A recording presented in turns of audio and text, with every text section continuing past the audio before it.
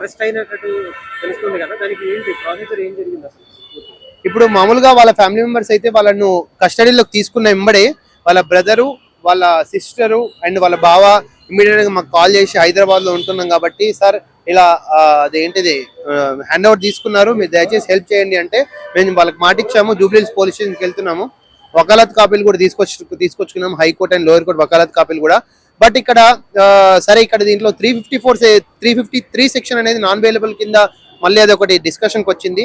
Maybe దాని basis మీద మనము ఇదంతా పరిణామం జరుగుతుందని అనుకుంటున్నాము.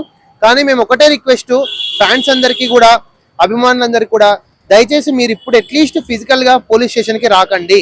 మీరు ఏదున్నా, ఎందుకంటే పోలీస్ స్టేషన్ లో వాళ్ళు చాలా సీరియస్ గా ఉన్నారు. ఓకే, ఎవరు వచ్చినా మళ్ళీ మీరు ఇబ్బంది పడతారు. దయచేసి మీరు ఎమోషనల్ కాకండి. మేము ఉన్నాము యాజ్ అన్ కౌన్సిల్ గా, అడ్వకేట్ గా.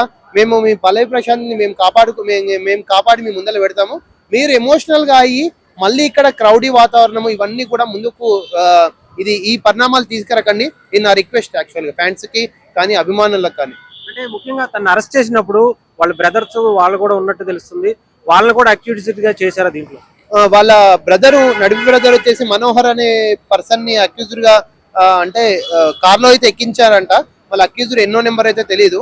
అక్కడ ఇక్కడ ఒకవేళ వచ్చినాక ప్రొజర్ ఉంటుంది, ఆ ప్రొజర్ ఫాలో అవుతుంటే మనకి ఇన్ఫర్మేషన్ వస్తుంది. దాన్ని బట్టి మనం ముందుకెళ్తాం. అంటే ఇప్పుడు ఈ నైట్ లో ఆఫీసర్స్ కూడా ఎవరు లేనట్టు తెలుస్తుంది. ఇప్పుడు బెయిల్ వచ్చే అవకాశం ఉందంటారు అసలు? ఇప్పుడు ఒకవేళ అతను అరెస్ట్ చేస్తే మాత్రం ఇమీడియట్ గా అయితే బెయిల్ రాదు.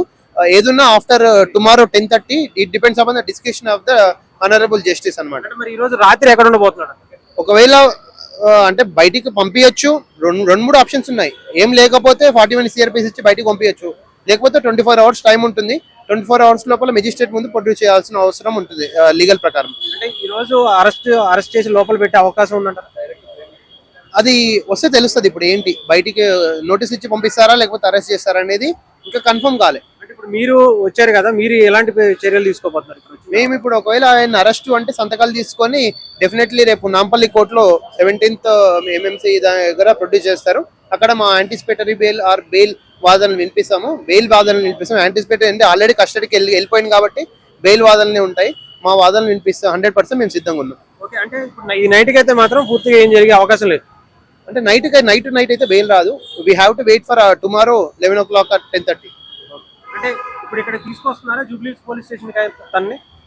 సమాచారం అయితే ఉంది. వాళ్ళ ఫ్యామిలీ మెంబర్స్ ప్రకారం అయితే జూబ్లీహిల్స్ పోలీస్ తన్ని పూర్తి స్థాయిలో తను నేరం నిరూపణ జరిగిందంటారా? అది ఇప్పుడు ట్రయల్కి వెళ్తే తెలుస్తుంది. ఇప్పుడు జడ్జి గారి ముందు వాదనలు వినాలి. ఎవరిది తప్పు ఒప్పు అనేది వాళ్ళు. పోలీసులు సాక్ష్యాలు లేకుండా అయితే అరెస్ట్ చేయరు కదా? అదే సాక్ష్యాలు లేకుండా అయితే అరెస్ట్ చేయరు. చూడాలి మరి ఏం జరుగుతుందో. ఒకసారి జడ్జి గారి ముందర పెడితే ఎవరు ఒప్పు ఎవరు తప్పు అనేది తెలుస్తుంది. మేము తప్ప బెయిల్ వస్తుందంటారా? మరి 100% వస్తుందండి బెయిల్.